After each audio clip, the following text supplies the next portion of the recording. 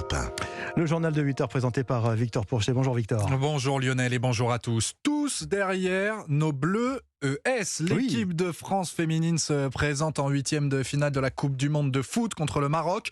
Coup d'envoi à 13h. Un exploit déjà pour les Marocaines. C'est la première fois qu'elles atteignent ce stade de la compétition. Et leurs supporters à Paris rêvent d'encore mieux. Le reportage d'Antoine Bienvaux pour Europe 1. Un maillot de football sur le dos, Hicham, petit garçon franco-marocain de 8 ans, n'hésitera pas une seconde en allumant sa télévision cet après-midi. Je vais être pour Marocain. Son père Mustapha, aussi fan de football, est du même avis. Il voit dans ce 8e de finale un bon moyen de se rattraper après la défaite contre la France lors du dernier mondial masculin. On va espérer que les filles vont prendre la revanche. Pronostic 1-0 pour le Maroc. Mourad, patron d'un restaurant oriental, est lui plus partagé. Son cœur balance entre la France et son pays d'origine à chaque confrontation entre les deux équipes. Mais ce midi, c'est bien l'équipe marocaine qui l'encouragera. Je suis franco-marocain, mais bien sûr, quand il s'agit d'un match comme ça, je serai pour l'équipe du Maroc. Par contre, si c'était la France contre un autre pays, je serais pour la France. Voilà. Et l'engouement derrière les Marocaines est fort. Brahim, gérant d'un bar à chicha, le constate à chaque match des Lionnes de l'Atlas depuis le début du tournoi. On diffuse tous les matchs. C'est complet.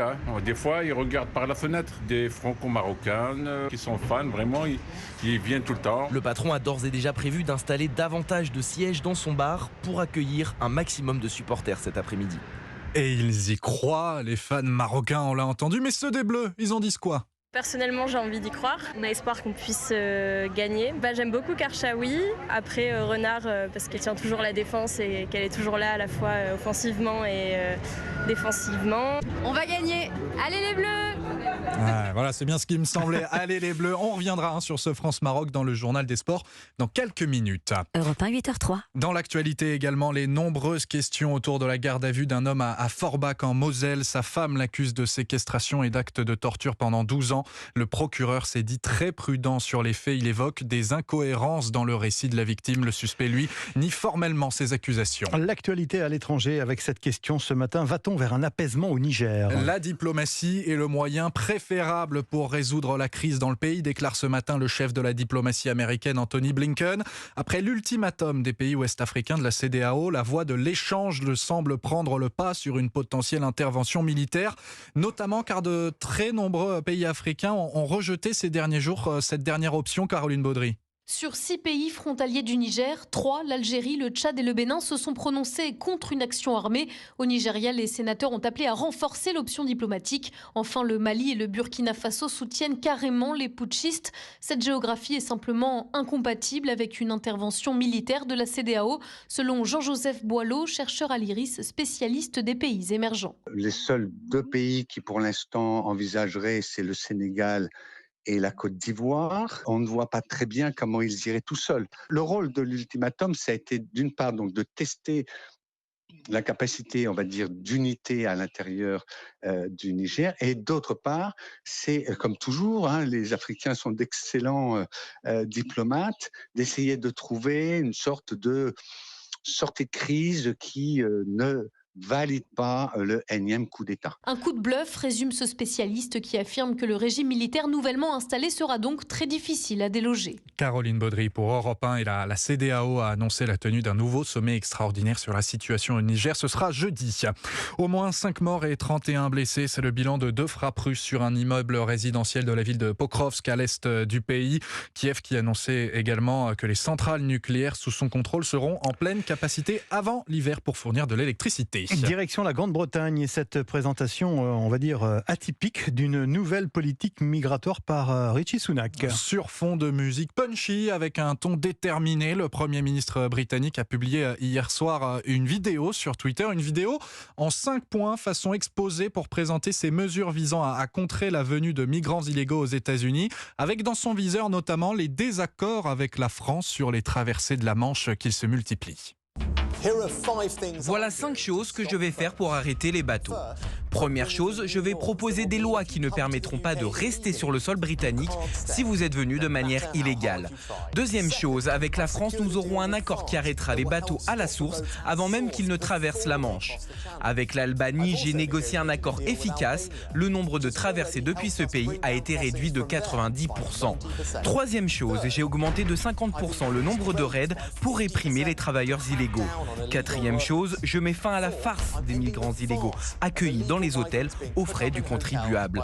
Et dernière chose, je m'assurerai que la seule façon de venir au Royaume-Uni pour obtenir l'asile sera par des voies sûres et légales. Je sais qu'arrêter les bateaux est une priorité pour le peuple britannique et je ne ménage aucun effort pour le faire.